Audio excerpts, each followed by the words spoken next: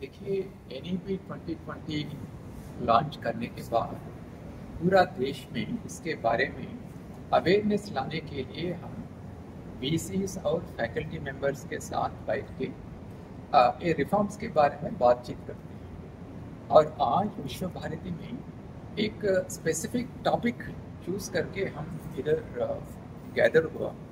ये टॉपिक ये है कि हमारा बच्चों को कैसी स्किल्स प्रोवाइड करना है, कैसी कॉम्पिटेंसीज प्रोवाइड करना है ताकि हमारा स्टूडेंट्स वर्क के लिए रेडी हो। आज हमारा देश में इकोनॉमिक डेवलपमेंट बहुत हो रहा है।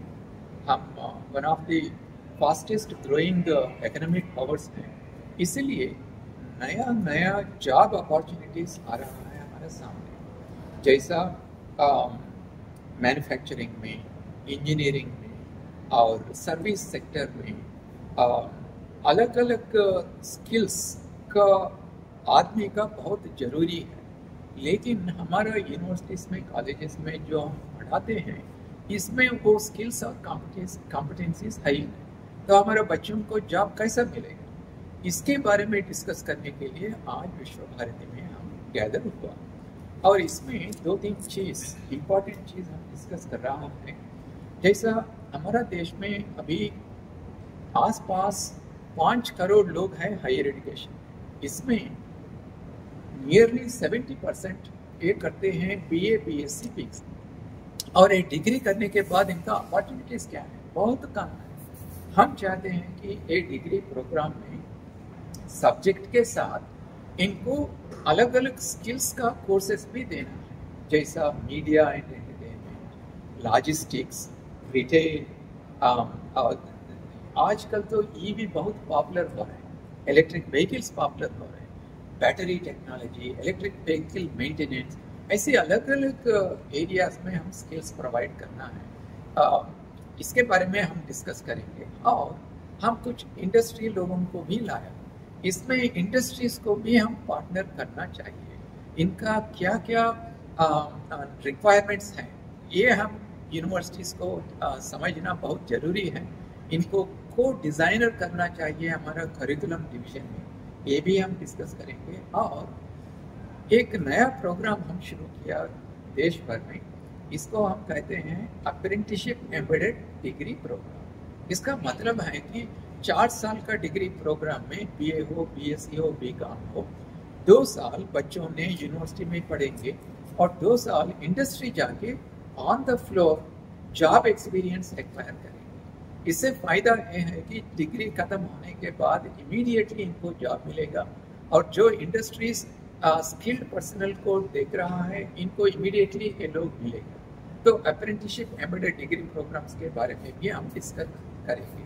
और कुछ यूनिवर्सिटीज़ में, अलग अलग स्टेट्स में अप्रेंटिसशिप एम्बेडेड प्रोग्राम्स को पिछले साल में चालू किया और बहुत सक्सेसफुली किया। वो यूनिवर्सिटीज़ को भी हम इनवाइट किया। आज इनका अनुभव भी हम सुनेंगे और कुछ लेसन्स है तो हम सीखेंगे, सो दैट हम नया अप्रेंटिसशिप एम्बेडेड डिग्री प्रोग्राम्स को चालू कर सकते। एक बात मैं आपको बताना चाहता हूँ कि हमारा बच्चों ने ग्रामीण प्रांत से आते हैं और सोशली इकोनॉमिकली वीकर सेक्शन से आते हैं, और बहुत लोग फर्स्ट डिग्री होल्डर्स होते हैं। तो हमारा जिम्मेदारी होता है कि इनको अप्रोप्रिएट स्किल्स और कॉम्पिटेंसीज प्रोवाइड करके जॉब अपॉर्चुनिटीज इनको दिखा के इनको एम्पावर करना हमारा सोशल रिस्पॉन्सिबिलिटी होता है। तो ये सभी विषय पर हम आज डिस्कस करेंगे। सर, 5 से 6 स्टेट का जो हायर एजुकेशन मिनिस्टर है वो न्यू एजुकेशन पॉलिसी के खिलाफ है, तो इसको कैसे हम लोग टैकल करेंगे? देखिए, न्यू एजुकेशन पॉलिसी में क्या है, इसमें ये है कि आप मल्टी डिसिप्लिनरिटी प्रोवाइड कीजिए, फ्लेक्सिबिलिटी प्रोवाइड कीजिए। किसी बच्चों को फाइनेंशियल रीज़न से, हेल्थ रीज़न से ड्रॉप करे तो इनको दोबारा वापस आने के लिए प्रोविज़न कीजिए through multi entry, multi exit. हमारा भारतीय भाषाओं को प्रामुख्यता दीजिए, इंडियन नॉलेज सिस्टम्स को इंट्रोड्यूस कीजिए। हमारा भारतीय ज्ञान परंपरा जो है, इसको भी हम पढ़ना चाहिए। क्या इसको कौन विरोध करेगा? और आजकल 4 साल का डिग्री प्रोग्राम जो है ये यूनिवर्सल ग्लोबल ट्रेंड है, तो हमारा देश में भी हम इंट्रोड्यूस करना चाहते हैं और अलग अलग स्टेट्स में अलग अलग यूनिवर्सिटी में ऑलरेडी इंट्रोड्यूस किया। क्या हमारा स्टेट में वेस्ट बंगाल में हम इंट्रोड्यूस नहीं करें तो हमारे बच्चों को क्या होगा? कुछ स्टेट्स ने ABC academic bank of credits को इंट्रोड्यूस नहीं किया तो हमारे बच्चों को दिक्कत हो जाएगा। मैं वेस्ट बंगाल से किसी दूसरा स्टेट में जाके उधर यूनिवर्सिटी में पढ़ना चाहते हैं, नहीं तो वो स्टूडेंट्स इधर आके पढ़ना चाहते हैं, स्टूडेंट मोबिलिटी का दिक्कत होगा।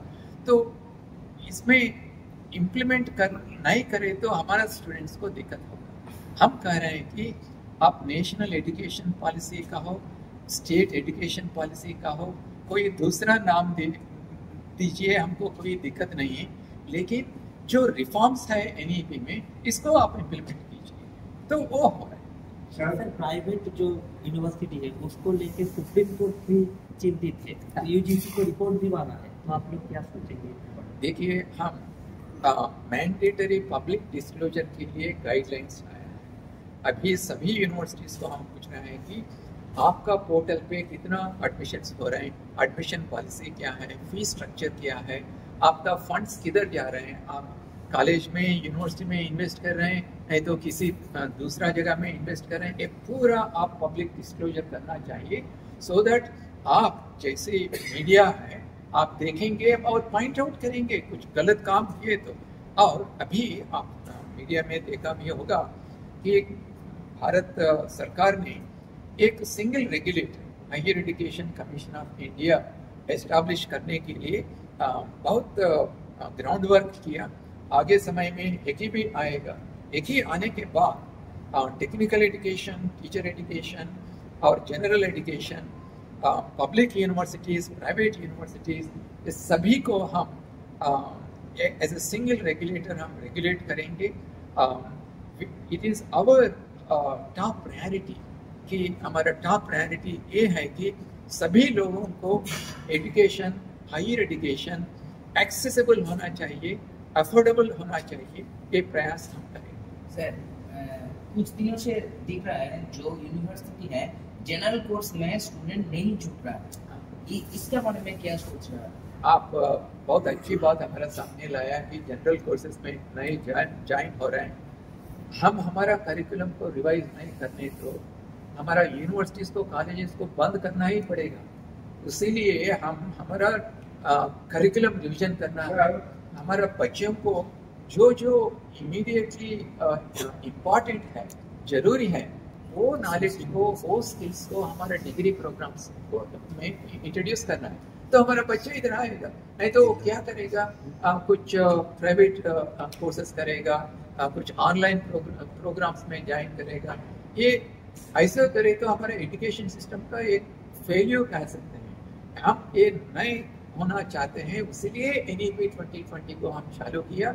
हमारा एजुकेशन सिस्टम को स्ट्रेंथन करके हमारा बच्चों को जो फायदा है ऐसी एजुकेशन को हम प्रोवाइड करना चाहिए। आप